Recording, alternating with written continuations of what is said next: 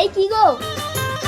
ছি বাবা, মা মারা গেছে বলে এই বয়সে ছেলে বৌমা থাকতে তুমি আরেকটা বিয়ে করে আসলে? তোরা তো আমাকে দেখিস না, এই বয়সে আমাকে কে দেখবে? এবার তোমার একটা সৎ ভাই হবে, তারপরে এই সব কিছুর ভাগ হবে। আমি বাবা এই বাড়িতে আর থাকবো না। বিলকি দাঁড়াও বাবা, তুমি এক্ষুনি ওকে বিদায় করো। আমাদের তো ফুলসজ্জা হয়ে গেছে বাচ্চু। তোমরা আমাকে তাড়িয়ে দিও না, আমার কেউ নেই। আমাকে দেখতে হবে না বৌমা, তোমার শাওরিকে দুটো খেতে দিও। আমি কলকাতায় কাজে চলে যাচ্ছি, আসি গো। স্বামী থাকার নাকা কান্না কাঁদতে হবে না, ভেতরে গিয়ে কাপড় পাল্টে ঘরের সব কাজবাজ গুলো করো। এই চলে এসো। এই যে সৎ শাশুড়ি, আমার জন্য একটু পায়খানার জল তুলে আনো তো। দাও, বৌমা এনে দিচ্ছি। কি গো, আমাদের কি একটা বাচ্চা কাচ্চা হবে না? চলো ভেতরে গিয়ে চেষ্টা করি।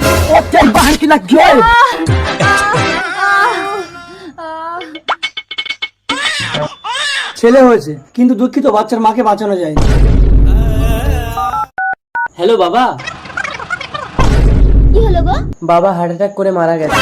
তার মানে তোমার এই সৎ ভাইকে এখন আমাকে মানুষ করতে হবে? না না, বাচ্চা হয়েছে এখনো কেউ জানে না। তুমি ওকে দাও, পানা পুকুরে ফেলে দিয়ে আসি। তার মানে আমার বাচ্চা হবে? Hello doctor. সরি বাচ্চুদা, আপনার স্ত্রী মরা বাচ্চার জন্ম দিয়েছে। মিল্কি। স্বামী, যে জীবন্ত বাচ্চাটাকে তোমরা পানা পুকুরে ফেলে দিয়েছিলে, এটাই সেই বাচ্চা।